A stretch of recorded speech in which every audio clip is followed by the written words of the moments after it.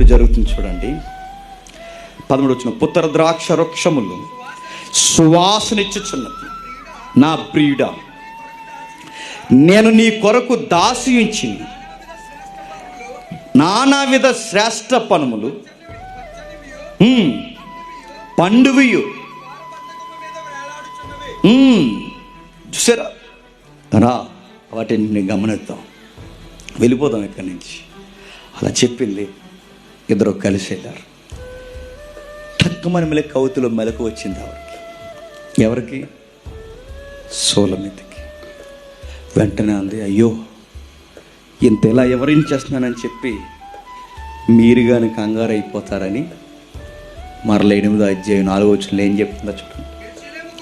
యెరూషలేము కుమార్తెలారా, లేచుటకు ప్రేమకు ఇష్టము ఇచ్చపుట్టు వరకు లేపకయు కలతపరచకయు ఉండుమని నేను మీ చేత ప్రతి అధ్యాయంలో పదే అంటాడే పదవేడు చెప్పండి.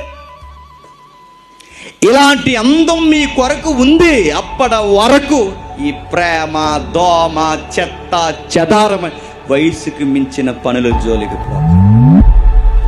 నా జీవితంలో ఎంత అందమైతే నా భర్తతో ఉందో, మీకు భర్త అనే ఒక వ్యక్తి వచ్చిన తర్వాత మీ జీవితంలో కూడా అంత అందం ఉంటుంది. యెరూషలేము యంగ్ గర్ల్స్, నాకు మాట ప్రామిస్ చేయండి. అప్పటి వరకు ప్రేమకు ఇష్టమగు వరకు దాన్ని కదపమని, దాని జోలికి పోమని మాట ఇవ్వండి. అప్పుడు ఆ క్వైరీ టీం అన్నారట, ఆ యంగ్ గర్ల్స్ అన్నారట, అలాగే అక్క, ఆ సమయం వచ్చేంత వరకు, ఆ వివాహ గడి వచ్చేంత వరకు మేము ఎక్కడికి పో. మాకు ఎన్ని ఎమోషన్స్ మా దగ్గరకు వచ్చినా మేము దానికి ఓకే చెప్పం. ఉదయాన్నే మెసేజ్ పెట్టినా ఓకే చెప్పం. 31st వచ్చి గ్రీటింగ్ కార్డు ఇచ్చినా ఓకే చెప్పం. కాలేజీకి వెళుతున్నప్పుడు వెనకాలే గాలి తిరిగాడని ఓకే చెప్పం. వాడు పదే మాకు ఇంపార్టెంట్ ఇచ్చినట్టు మాట్లాడుతున్నాను ఓకే చెప్పం. అసలు ఎవడి వైపు మేము చూడమక్క. ఎందుకు అంటే మా ప్రియుడు, నా కాబోయే భర్త తప్ప ఈ గాలిగల్లెవరు, వీళ్ళెవ్వరూ కాదు.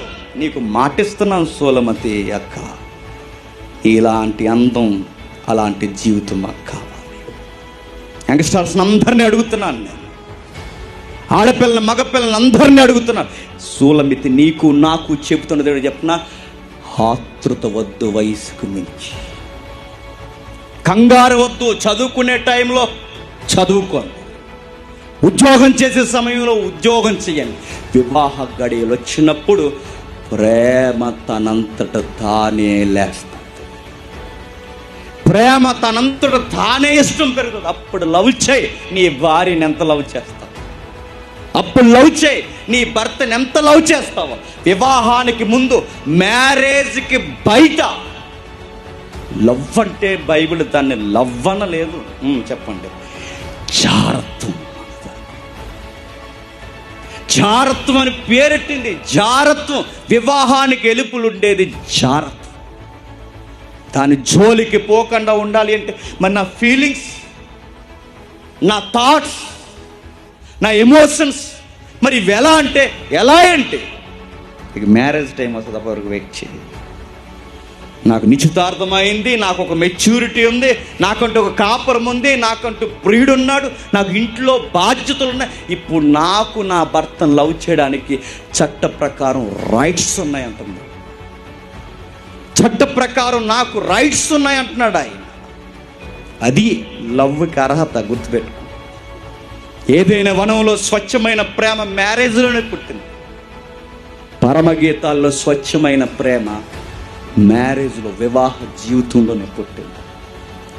మ్యారేజ్ బయట పుట్టిన ఏ ప్రేమ నేను చెప్తున్నాను, అది స్వచ్ఛమైన ప్రేమ కాదు, అది తుచ్చమైన ప్రేమ.